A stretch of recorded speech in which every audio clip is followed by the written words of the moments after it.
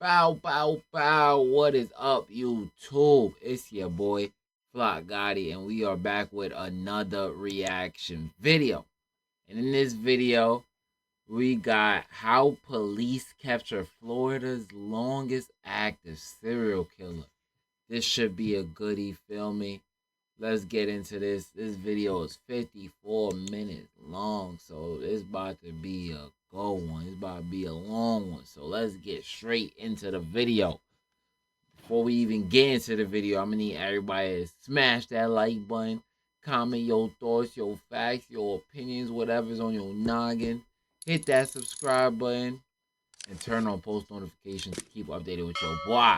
Let's get into the video. Let me see your hands, let me see your hands. Police are in the middle of hunting down a wanted serial killer, living inside the very van where he killed his latest victim. Go back over there. Oh, what's that? What's that smell? 24 hours before this confrontation, officers discover a brutalized body of a woman with seemingly no evidence left behind that could connect anyone to the case. The victim is still unidentified, and we're taking a shot in the dark. Maybe you've seen her. Everybody's seen him around, but nobody really knows him, as far as I know. Yeah. When I found out Michelle was dead, dog, and you gonna ask my boss man, it killed me. But over the following day, small clues would start surfacing, revealing additional victims going as far back as 4 decades, eventually leading to one of the longest active serial killers in Florida's history. There's the back piece. This is our van. Steve, you made a mistake. I know. I didn't do this. Oh, Matt. Steve, come on, man. I'd be willing to bet a lot of money that there are bodies out there attached to him that either haven't been found or gone. This guy cannot be on the street. He has to go away or somebody else could get hurt.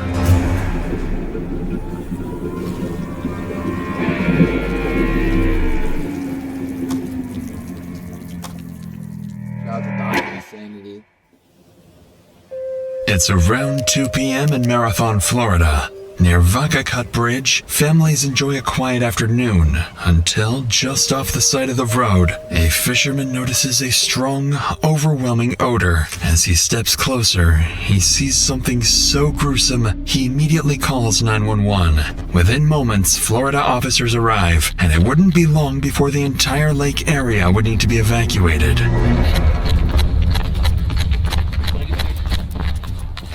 Where's she at?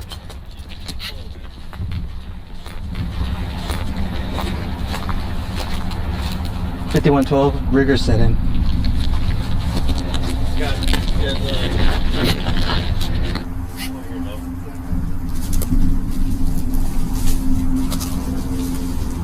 Jesus Christ.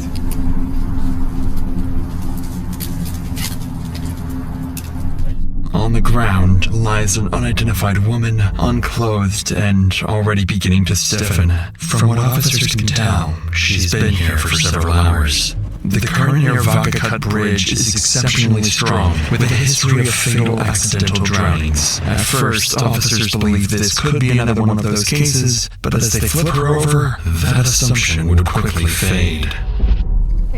We'll move her a little bit, and even if you want to take your pictures as we're rolling, so that if there's anything that falls or moves, because what I'm looking at is this stick right here. Okay. Yeah. Looks like he was dragged by this hand. Oh, look at that. Yep, did you see that? Look at her right there. Right around there. Mm-hmm. Oh, look at the side of her head. You got blood, you got scrapes all over the back. Call Doc. As they examine the body closer, they notice strangulation marks on her neck, blood, and signs of trauma, all pointing to a violent assault. With a potential homicide on their hands, officers call in the on-duty detective, while others begin evacuating the area immediately. Before the detective arrives, officers at the scene continue trying to identify the victim, only to realize it won't be that simple. Anybody recognize you? Legit? No. Nope. Doesn't appear to be homeless because she's well kept. She's groomed. I just don't see the clothes. You know what I'm saying? It's too something there. This is all the officers know about the woman. No clothing, no ID, nothing to go off of. But not for long, as the on-duty detective soon arrives. Matt Pitcher is a seasoned undercover detective. He doesn't know it yet, but he's about to take down the town's most dangerous killer. Using a multi-hour interview with Pitcher, we'll break down exactly what he was thinking and the complex forensic methods used to crack a near-perfect homicide. I do not have good luck at Thanksgiving time. It just never seemed to work out for me. And so even coming into this, everybody was kind of joking, "I'll be prepared for that call." And so I got the call, and then it's kind of evaluating, well, you know, you put out a little bit of hope that, well, maybe it was just a natural death. And then I still remember, I was talking to my captain, trying to figure out what was going on. She said, yeah, it's a naked female. And the minute she said that, I was like, well, this isn't going to be a natural death. Everyone. Detective Matt Pitcher and Detective Rosa Giovanni. This is US 1 headed up that way. Entrance into this little gravel area from US 1 is down there. Hand down here. At start what looks to be a Red Bull can. There are tire tracks leading back, as well as tire tracks on this side. And you have a broken branch that's touching the ground. Pulled hair right here. And if you come up at about 10 o'clock into a wooded area, about 10 meters away, the female victim, 2 to 3 feet in front of that is another small chunk of hair. It looks like there is some bleeding in the area. The easiest way to come back would be along there, suspecting that that's where the suspect went back. We're going to go around another way, preserve evidence. For the first time, the pieces start to come together. As Pitcher walks along the gravel road just off the highway, he spots fresh tire marks, evidence the suspect had been here not long ago. A few feet away, strands of the victim's hair lie scattered, suggesting she was dragged from the road into the forest. Further in, there are clear signs of disturbance, damaged plants, broken branches, indicating the suspect's vehicle was likely damaged as it sped away, possibly right after dumping the body. And then, something far more significant catches his eye. So, you know, there are a bunch of like small trees, that kind of thing. You have this dirt road, but then as I'm walking along the path, that's the first thing that struck me was there was a little tree, and it kind of had, you know how you can tell when something's freshly broken, right? The limb hasn't died or anything like that. We're talking about a tree, and it was just kind of hanging there, and so that got me looking at it, and then sure enough, what looked to be car parts broken off right underneath, like sitting on the ground right there. And that's kind of what I was wondering, could this be, you know, a suspect vehicle? But even with this small breakthrough, Pitcher still hasn't uncovered the most critical piece of the puzzle, one that suggests this is far from an isolated incident. With the scene locked down and the victim transported for autopsy, investigators are left with two critical questions. Who is the victim and who is her attacker? To answer the first, Detective Pitcher comes up with a plan. Yeah, I'm kind of going through things, and basically my thought then, especially keep in mind, like I said earlier, this is right coming into Thanksgiving, right? Everything is about to get slammed where we live. This is a huge tourist spot. So I'm concerned that, okay, you know, we could lose video evidence that might be in the area. Talking to the captain, I showed the captain to the car part and all that, and said, all right, I'm leaving the scene, and I'm about to start hitting every business, starting with the bars in the area, and at least get them marked so that they don't get rid of evidence on us. At Pitcher's request, officers go from business to business, searching for any sign of the suspect's vehicle. One missing a black 3x8-inch piece of bumper and showing damage consistent with hitting branches, as well as any indication of a possible daylight abduction. But with no clear timeline for when the murder occurred, the search could take anywhere from hours to days. So Pitcher splits his efforts, directing some officers to focus on the second piece of the puzzle, identifying the victim. He sends them to local businesses, hoping that someone might recognize her. But that's when an unexpected problem emerges. Hey, sir, Detective Brady. This is Detective Bonds. We're doing a report of the homicide investigation going on now that you've heard what's going on. And we don't know whether the victim's still unidentified, and we're taking a shot in the dark, and maybe if she might have been a patron here. So if it's a graphic photo, we're gonna ask if maybe a few, maybe you've seen her or a couple bartenders. I'll take a look. I've been here the last few nights. Okay. Wednesday, so. Okay. That's a picture. I haven't seen anybody like that, no. Okay, do you think you're maybe a bartender so They, probably wouldn't want to, knowing they're on the Swedish side. With the victim still unidentified and no sign of the suspect's vehicle, officers are at a loss. With every passing hour, the killer edges closer to vanishing for good, along with any chance of solving the case. But just as leads begin to run dry, one bartender would step forward, giving them their first major lead. Chris. We're gonna... Are you got your phone number? 917. And are you willing to look at the photo of the victim and see if you might know her, or it's pretty... It's up to you. Yeah, okay. Alright. There's this lady here. Might be able to recognize her. Yes. Okay, do you know her name? Oh. Perhaps does she drive a car? Does she live anything where we can try and track down? We don't know who she is, so it's very important trying to find out who she is. I can't think of it. Okay. But for sure. Yes, I know exactly who she is. Okay. Definitely. Although the bartender doesn't remember the woman's name, she recalls seeing her multiple times, suggesting she's likely local. And then another bartender approaches. She recognizes the victim too, but still can't provide a name. However, she remembers something else. She had seen the woman working at the Sunset Grill restaurant just a few miles away. With this new information, officers quickly wrap up and rush to the restaurant, realizing they may be moments away from answering one of the case's biggest questions.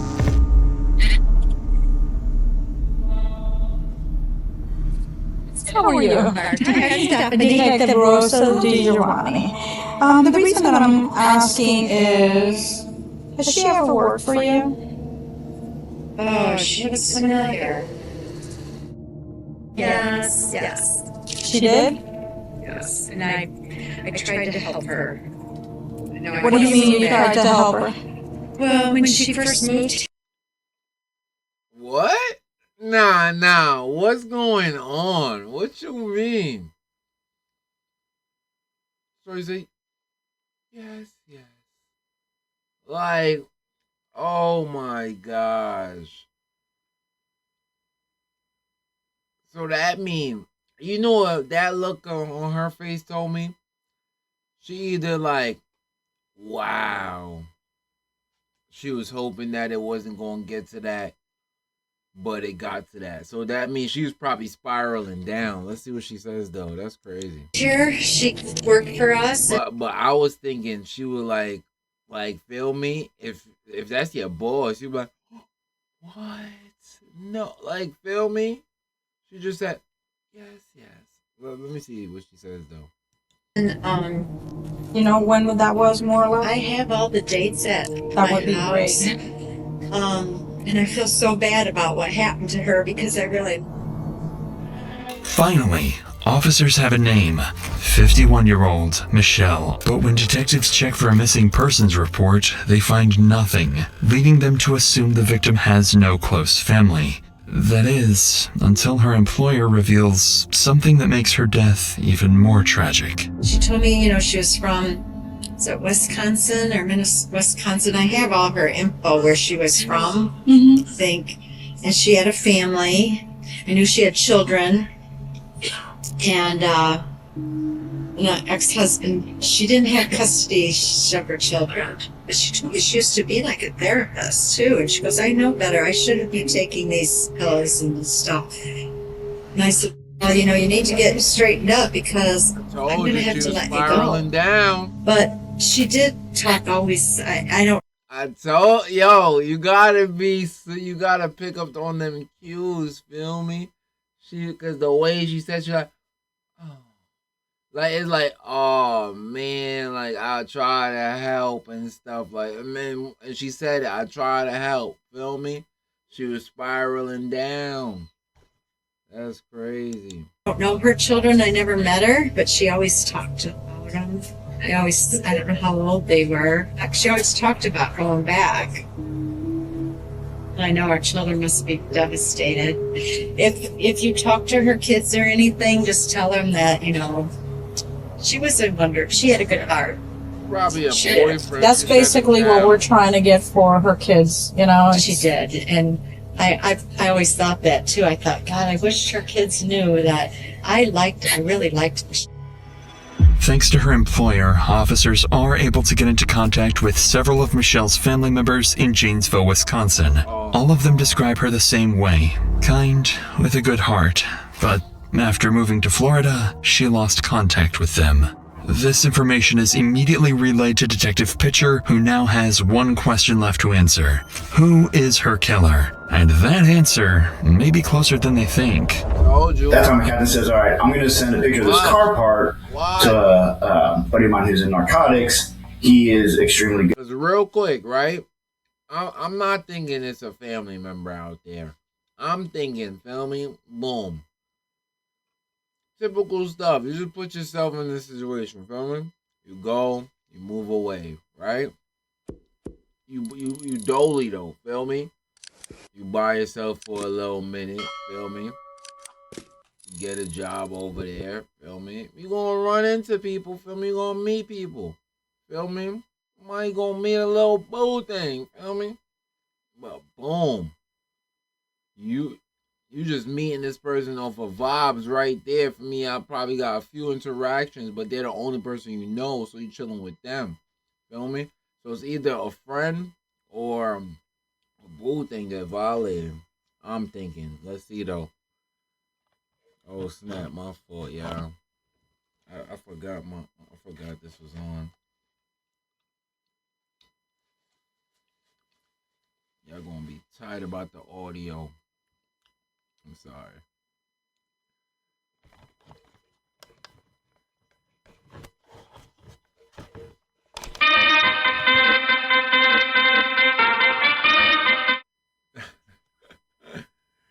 Yo. Alright, let's go. Go with cards. She literally sends him this little bit of what turned out to be a bit of a fender.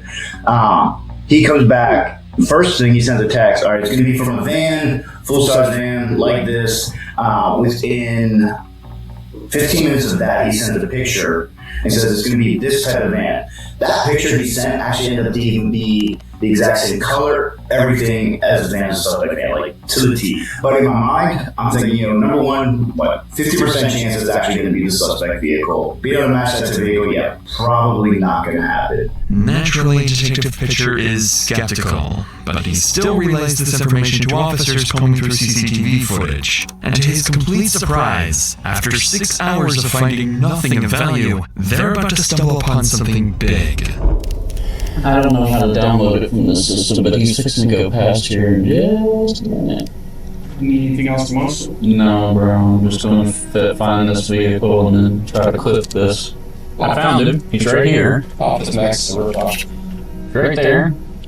At last, police spot what they believe to be the suspect's vehicle. A black and silver Dodge conversion van, visibly damaged with pieces missing. And once they run its license plate, detectives can begin reconstructing the killer's movements, piece by piece. He's gonna go by, I'm sure. There he goes, right there. Yep, 1207. He will let you, yeah. When they have them plates, it's an old That's the van right there. There it is. Yeah. Alright, 1240. You had to stop somewhere.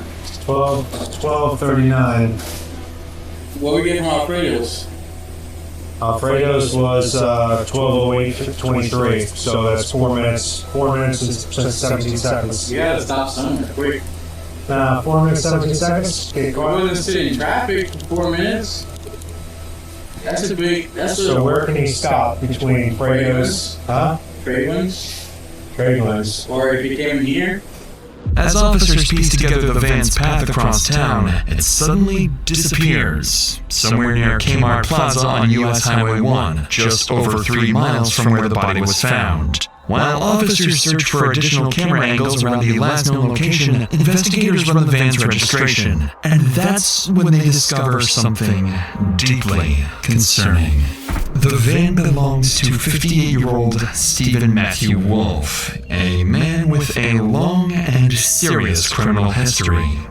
Obviously, the one thing, I can't remember if it was a juvenile record that was sealed and they had to go a little bit further to find it out whether they grabbed, but he had a murder at a young age. So immediately I had someone getting on the phone for me and contacting that police department. Let's get details on this and fast. And it was this 90-year-old man that he and a couple of his friends robbed, and he decided to kill him. So the minute you find stuff like that, you're like, all right, you're building those building blocks, right? You're like, okay, we're on the right path here. This is most likely our guy. Decades earlier, in 1976, Wolf was convicted of homicide in Boise, Idaho. At 15 years old, he and 3 others murdered a 78-year-old man named Enrico Flori, a robbery-motivated killing that landed him 15 years in prison. The case gained nationwide attention when, in 1977, Stephen escaped from the Ada County Jail, sawing through a bar on the 4th floor and climbing down using bed sheets and conduit. He remained on the run for 6 days before being recaptured. As Picture digs deeper, they uncover even more disturbing details. A prior diagnosis of psychopathy, a history of animal cruelty, and long-term drug use, raising the question of whether he should ever have been released. With these findings, Picture realizes he's looking for someone with a history of extreme violence, a proven capacity to evade justice, and potentially a serial killer. By midnight, the van still hasn't reappeared on CCTV, suggesting it's still somewhere near the cluster of fast food restaurants. Unwilling to waste any more time, Picture, alongside a dozen deputies from the Monroe County Sheriff's Office, heads out to search the area. And as they begin to look for their suspect, something inexplicable happens. When the captain and lieutenant were going out to scout in this parking lot, you're doing a lot of this just hoping and, looking for that needle in a haystack, but most likely, the person's going to bounce pretty quickly and get out of town. So while you're hoping, it's not great.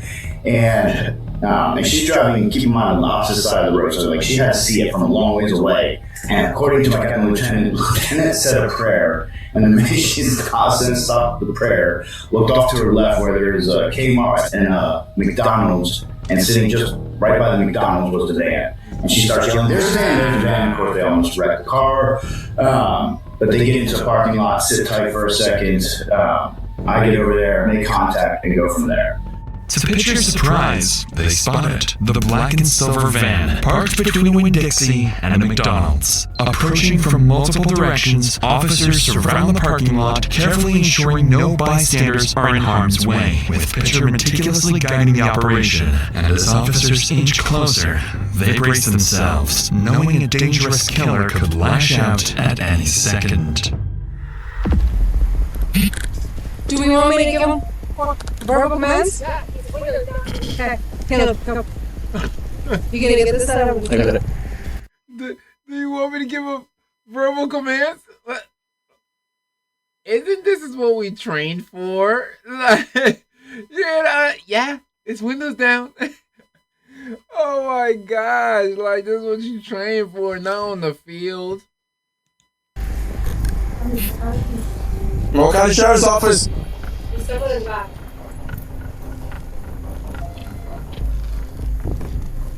Monroe County Sheriff's Office, come on with your hands up!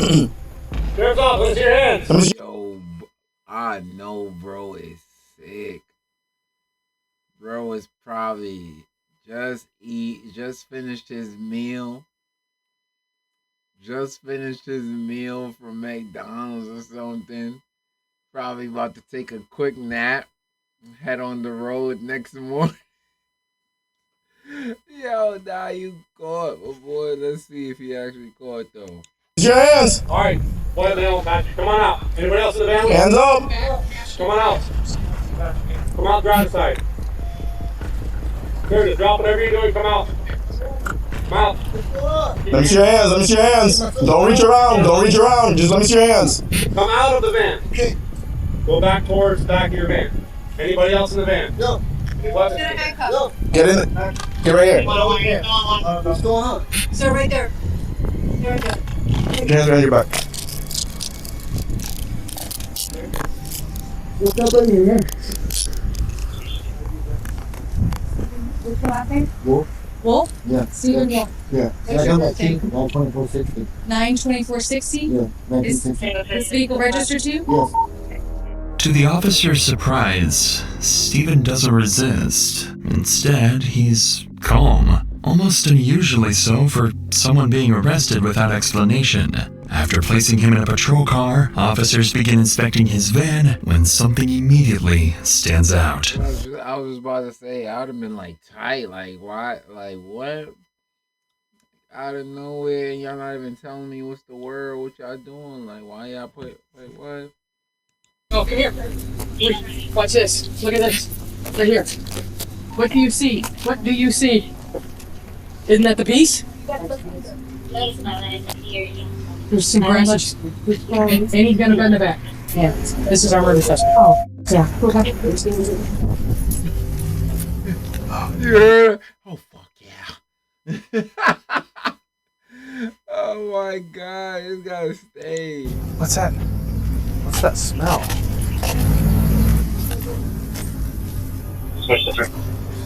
This is him. Okay. It's him.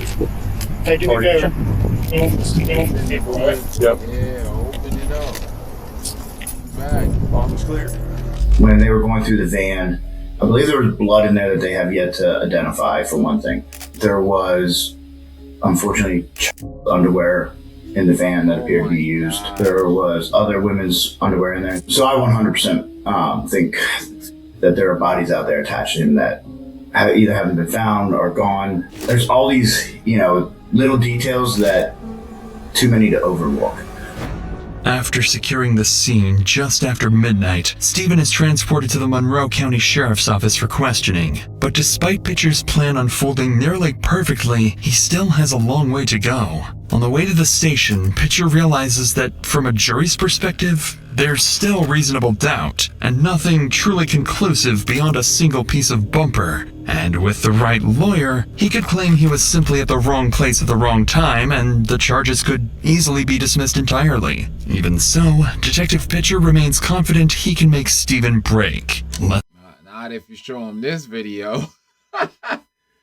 It's so far, like say for example, they didn't have nothing else. If you show them this video, it's over. Guilty. Yo. Less than 12 hours after the murder is believed to have taken place, the two arrive at the station and Stephen is placed inside the interrogation room. Both Pitcher and Stephen have been in these situations before, and each of them believes they have the perfect plan to outsmart the other. But before we get to that, after a long day at work, all I want is a good home-cooked meal. That I start to be eating at doctrines and you on your plan back to the... Better than anybody. Most crucial thing, I have a track record to prove it.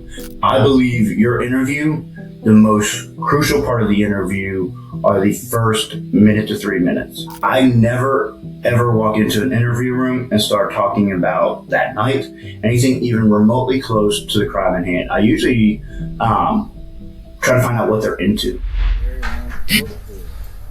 Alright, Steven.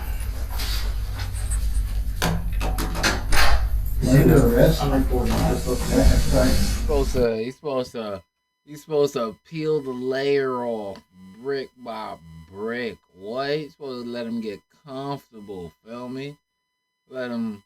But in all actuality, you're supposed to let them feel like they have a friend, because you are supposed to be their friend and supposed to do what you can to help them out in any way you can. That's what you're supposed to do, for real. Feel me? That's why you're supposed to like get them comfortable with you. Feel me?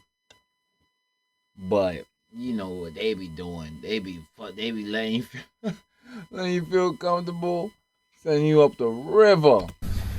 Right now, you just be detained, alright?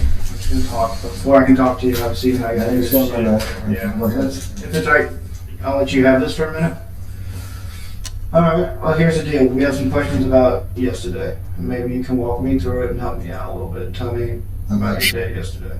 Just walk me through the day if you would. Alright, I'm curious when we were talking at the police car for a second, I said you come here, you said something about vodka cup. Yeah, I read it today. I used to sleep. I was looking for a place to sleep. I used to go down there and sleep in that little circle in the back, but I couldn't get in there. Not very good. That's what the damage to my car was. That's when I did that. That's what you do. You know why he's smart with it? Because especially him already, he's like probably on like some, feel me?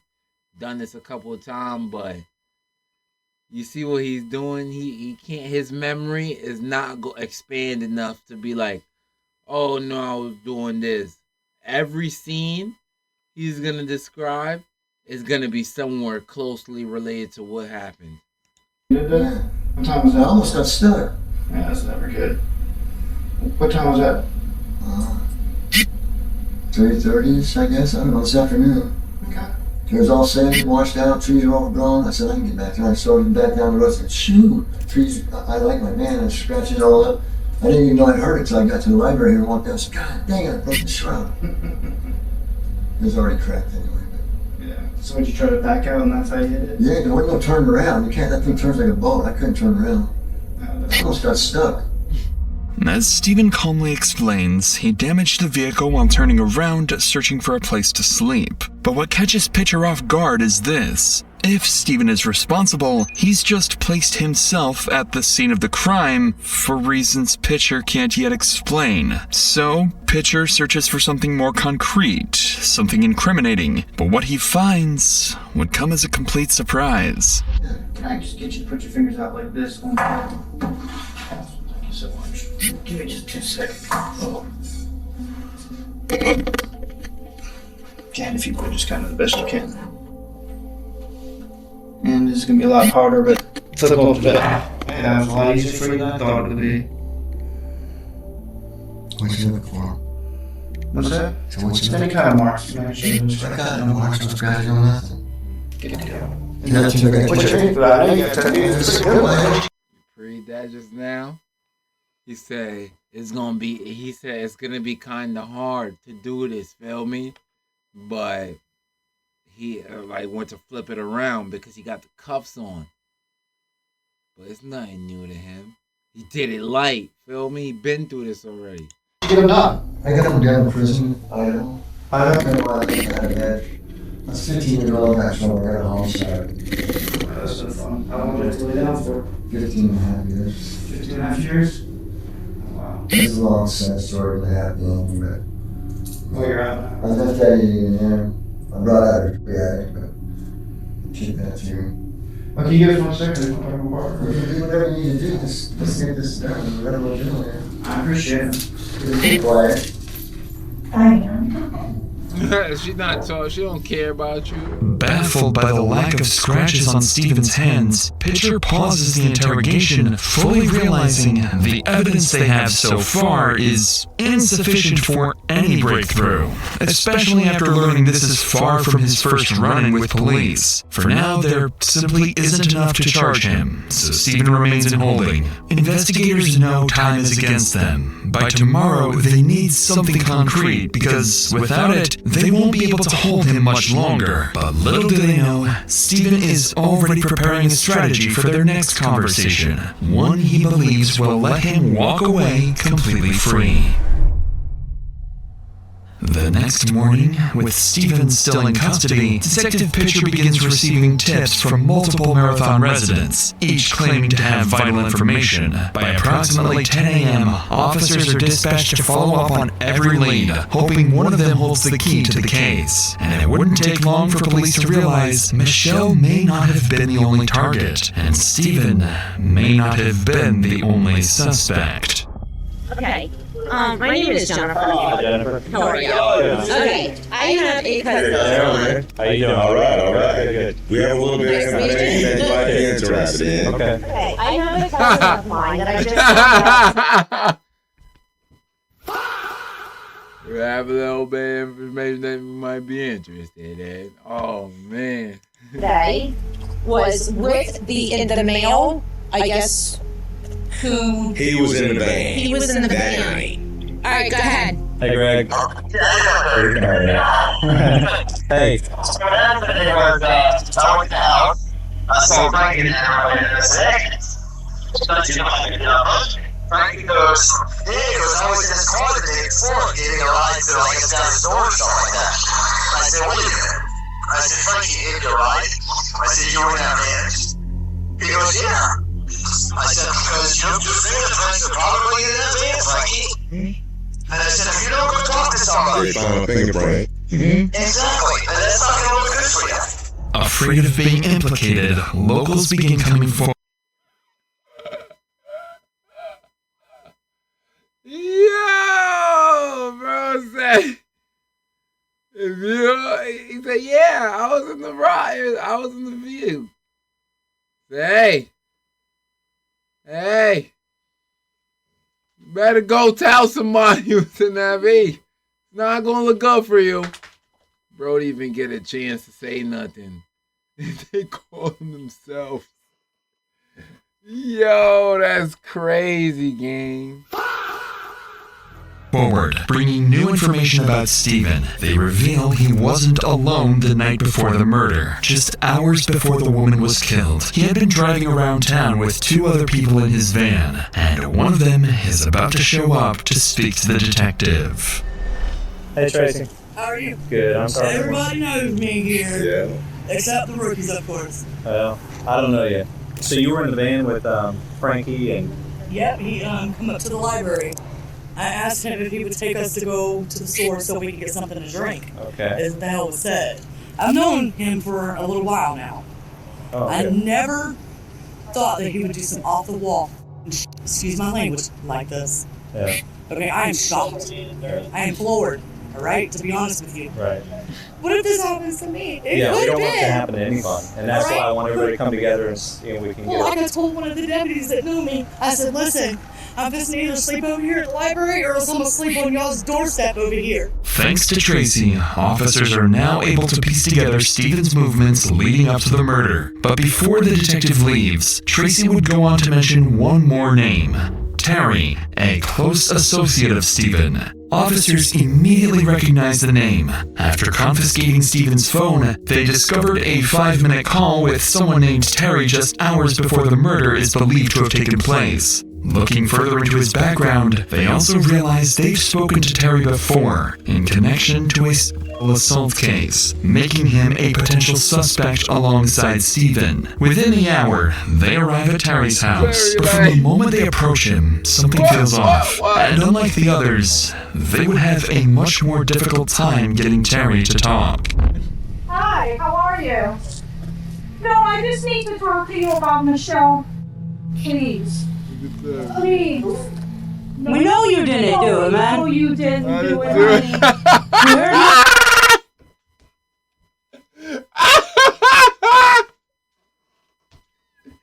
It's over, Terry! It's over, Terry! I said, I didn't do it. Nah, this is a movie right now. Gotta be. This can't be real life, bro. That's something you see in a movie. When they pull up on the guy, he said, I didn't do it. I didn't. Yes, you did. And then you hear the girl, oh no, we know you did it. It's over, Terry. Yo, nah. Oh, getting Terry to talk. Hi, how are you? No, I just need to talk to you about Michelle. Please. Please.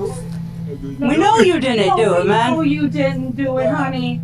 We heard you're friends with her, that's all. And we just want to talk to her friends. I put down a crawl score. Did you? No.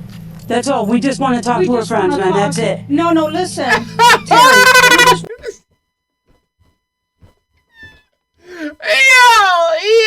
Yo. Like, oh, man. I knew this was the wrong town.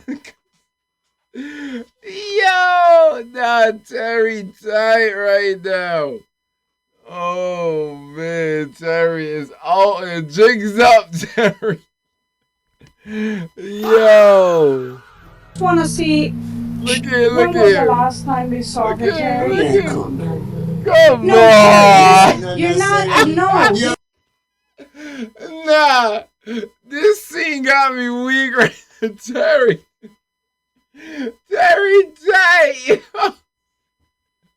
Because I done been through this with you before when they try to get me. Terry, let me talk. You don't have to talk to you. I'm not saying And that. Michelle close to me. I don't want to talk. Terry, just listen for a second. Terry, just listen for a second, man. Listen for a second. I'm not listening.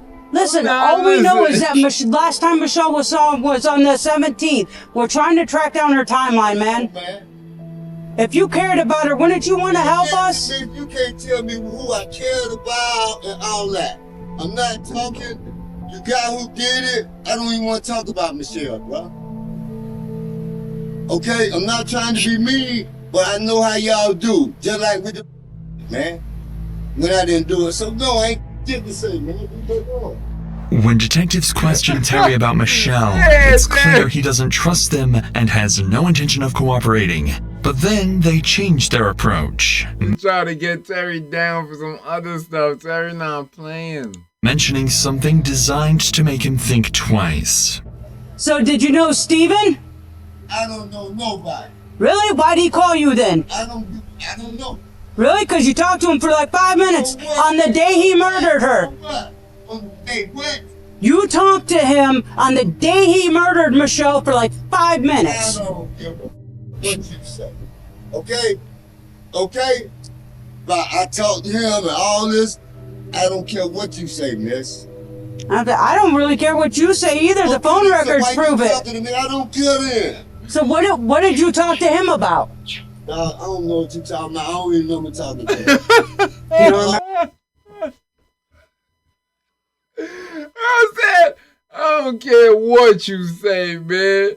I don't care what you say. Bro, it's all the way in the distance already. He said, what? Man, I don't care what y'all talking about. Man, walking right back. Nah, son. I know, listen, miss. The dude didn't like Michelle. He always threatened her. Me and him got into it over her. Okay?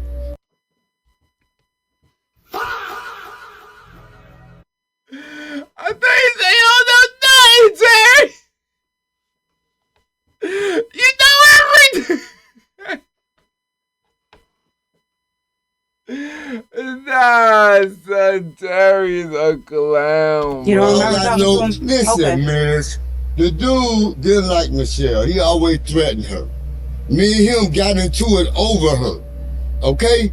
Michelle was a close friend. If you go down there underneath the Backcut Bridge where she supposed to got killed or whatever, I put a cross down there for her.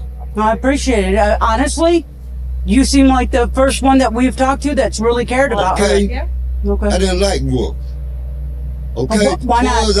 What you mean, why not? He always threatened her, man. He was always threatening her? Every time I seen them, they was fighting, fussing. Were they in a relationship?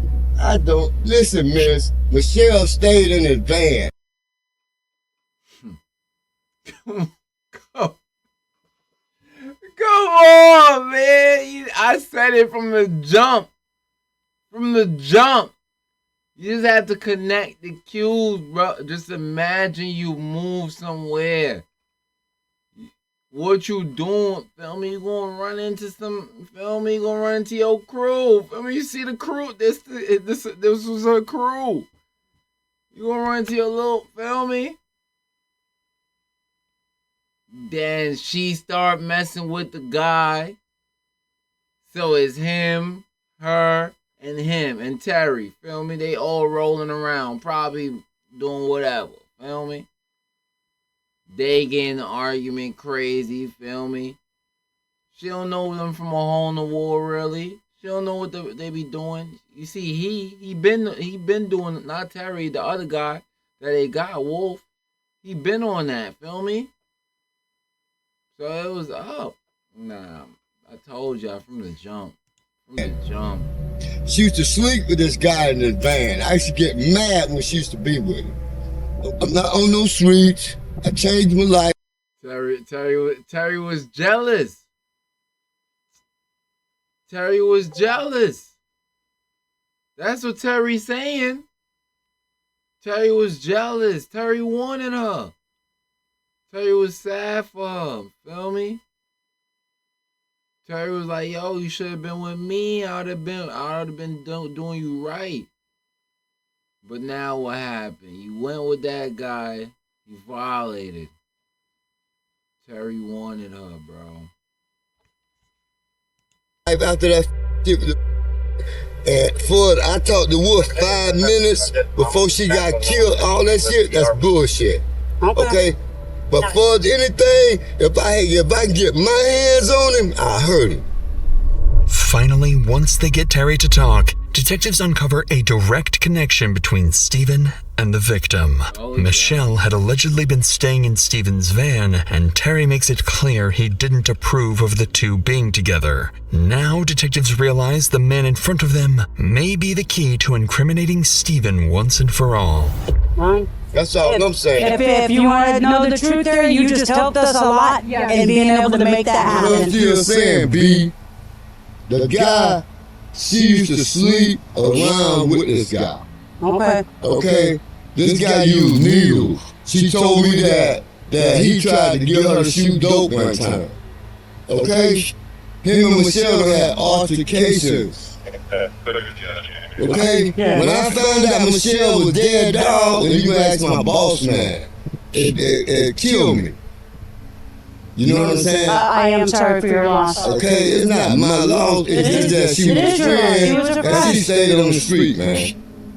And I done been on the streets. But for Wolf, if I had a way to put my hands on him, I would. Okay? Listen, and if you can look up the phone records, any law where I was talking to him, you can't see. They don't even care about talking to him no more. He gave them all they needed, bro. Yo, nah, Terry is a clown, bro. Terry is Terry is the main highlight of this whole story. Nah, Terry is wild, boy. See but me cussing him out. Hey, Terry. You. Thank you. Seriously. Thank you. Seriously. And I give that girl, man. Thank you. As Terry breaks down, detectives begin to believe he's telling the truth and that he is indeed one of Michelle's few genuine friends. After wrapping up the interview, they return to the station and relay their findings to Detective Pitcher, who, for the past 12 hours, has been sleeplessly studying Steven's profile when he uncovers something interesting about Steven's experiences in jail. Talking about his time in prison, things came out that, number one, he has a hatred for women. Somehow I think it stems from his mom, but I still can't quite place it. He went into great detail with me about when his mom was sick, how she couldn't do anything, and very disturbing that a normal human being, normal person in a conversation isn't going into detail about these kind of things. That's a red flag. Obviously there's a lot of in prison. He goes, I figured out a way around it though. I'd offer to everybody, and that way they wouldn't want to, all of that is putting together a pretty good picture of who this is, and we have the right guy. At that point, you're kind of like, all right, this is making too much sense. And then talking about women in general would snap me a little bit, and that would cause me to have to bring him back down.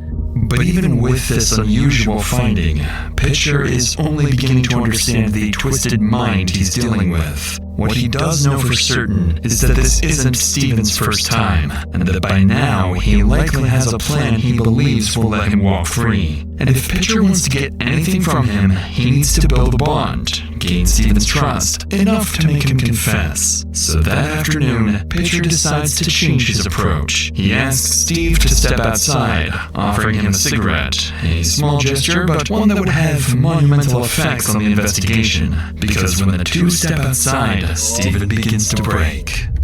It's over. It's over. That's one thing.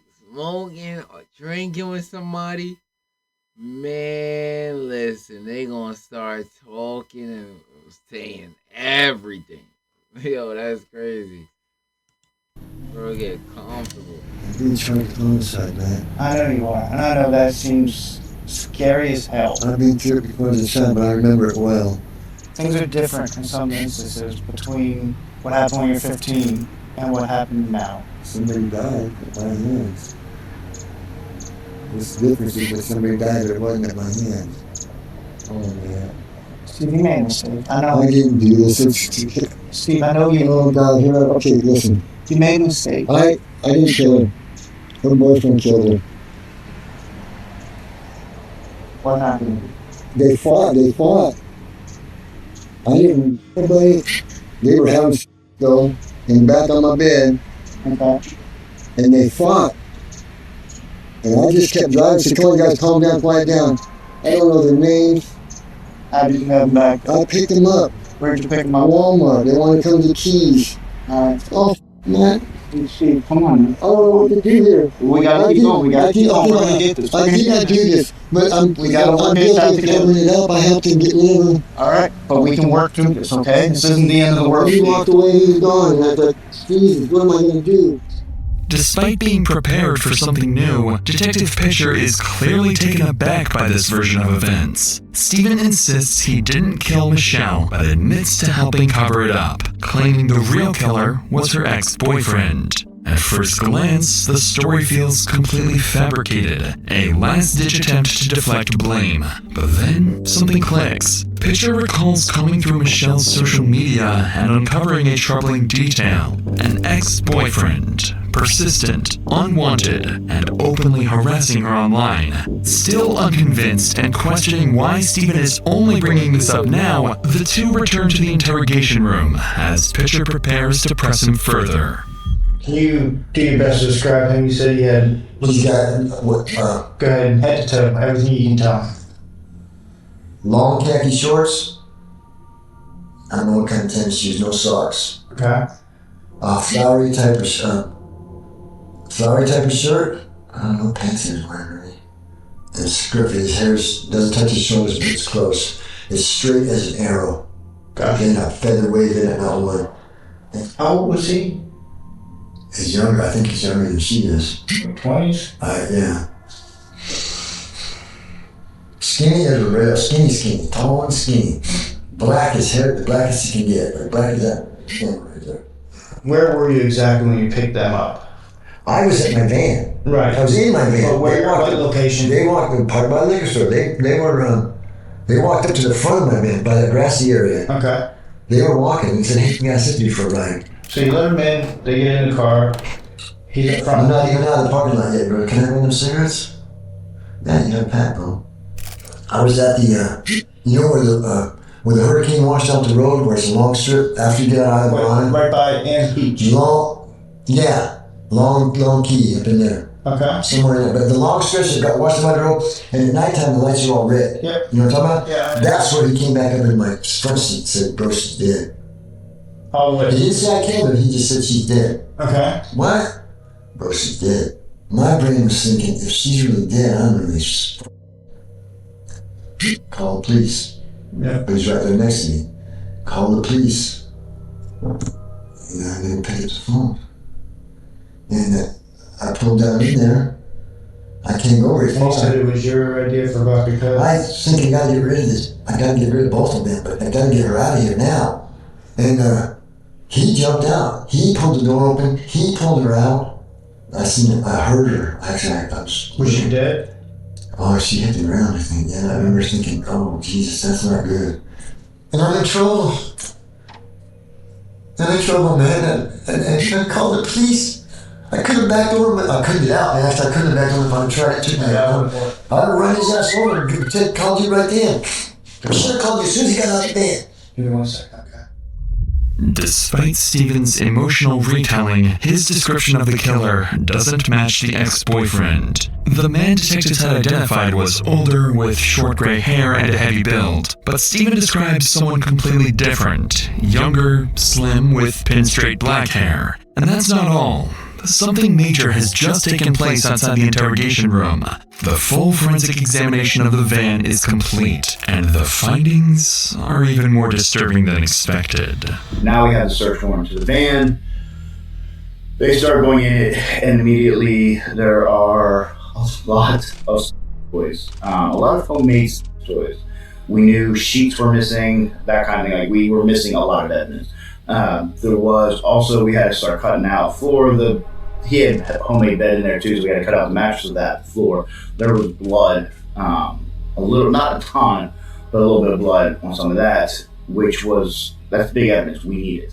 Alongside what Pitcher has just revealed, investigators uncover even more disturbing evidence. Strands of blonde hair matching the victims, women's underwear, and a child's swimsuit. And more concerning still, the only DNA found belongs to Stephen and the victim. This is far more incriminating and far more convincing than anything Stephen has told them. So Pitcher prepares to confront him with the evidence, and with nowhere left to shift the blame, his reaction would say it all. Told you I talk about it, you ready? I'm just gonna be flat out honest and be blunt. You messed up. This is inside your vein. That's our victim's hair, Steve. Steve. No. This is the victim's underwear. No, it's not. What is it? And Steve, you missed some blood. You missed under... I didn't do that. You missed cleaning up the blood on the cushion on the sheet. Steve, I'm telling you, I'm not lying to you. I hear you, I know what you're saying. This is your chance to be honest. I've been honest with you. I have been honest with you. That's not her victim's hair, it's not her panties. Well, tell me about those panties.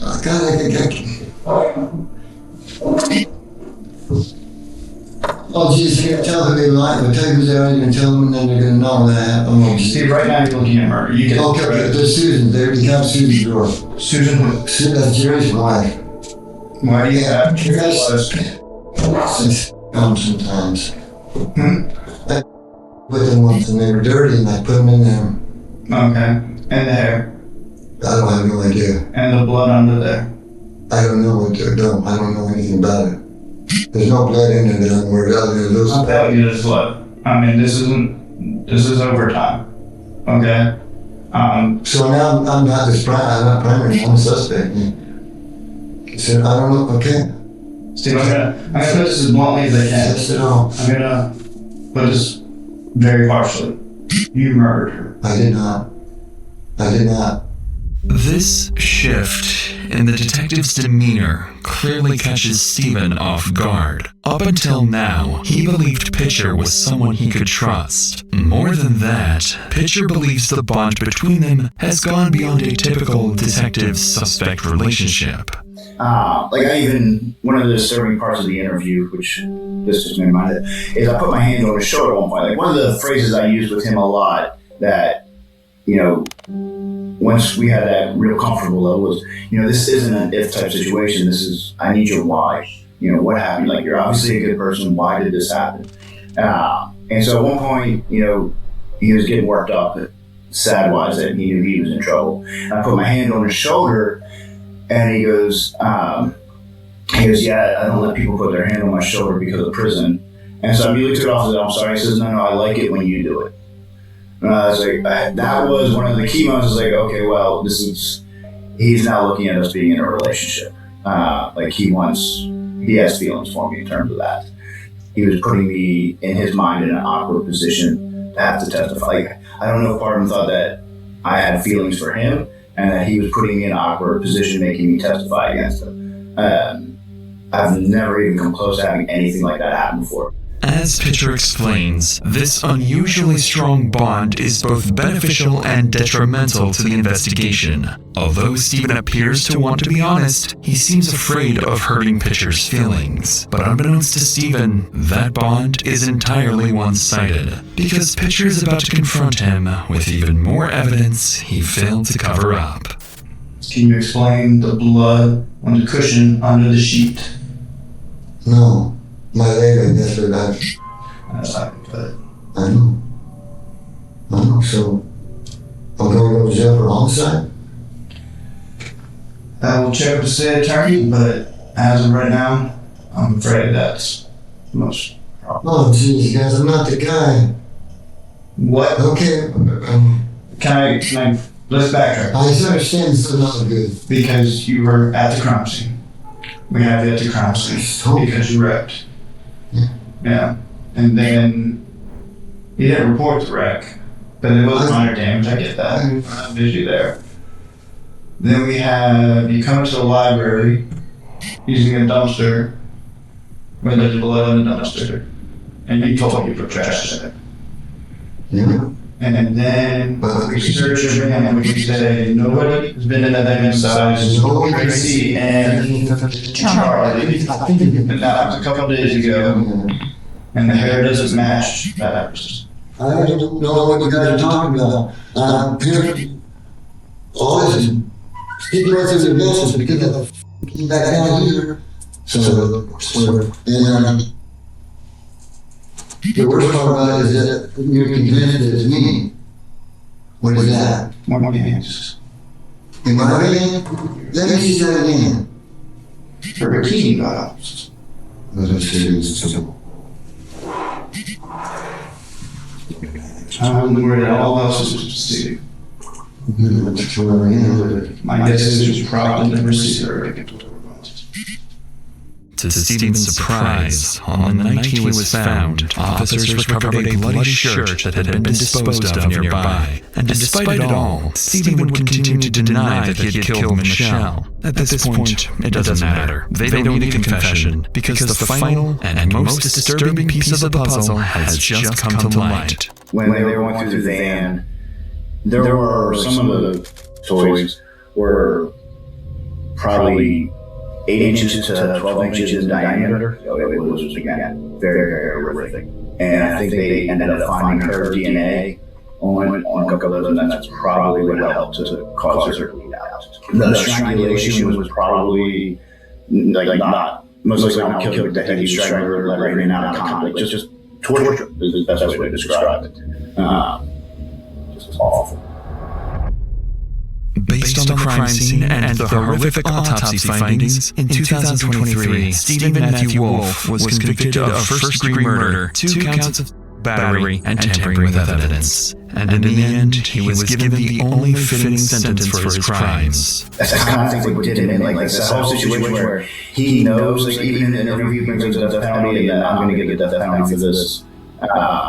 So maybe the first time in Florida, if not, it's only one or other 2 times, where every member of the jury believes he should get the death penalty. Even though, yes, obviously he's a very horrible person, it's also always weird when you know that it was your testimony and you're going that is going to end this man's life. So it's a mixed bag in that sense. Like, even the things like the touch on the shoulder, like, as dumb as it sounds, that to him, that's all this guy cares about me, you know. He really does like me, as crazy as that is. You mentioned that there could be more victims tied to this guy. Do you personally think that he could be like a serial killer with more unsolved murders connected to him? So I 100% think that I'd be willing to bet a lot of money that there are bodies out there attached to him that either haven't been found or gone. He was a homeless guy who lived in this van, and you have long periods where you can't even say where he's at. He was skeptical on telling us other locations, kind of thing. Everything just pointed. I mean, we even had when they were going through the van. I believe there was blood in there that they have yet to identify, for one thing. That didn't come back to either one of them. There was, unfortunately, underwear in the van that appeared to be used. There was other women's underwear in there. Now, granted, he had stolen underwear that we found out from somebody else, but there's all these, little details that too many to overlook.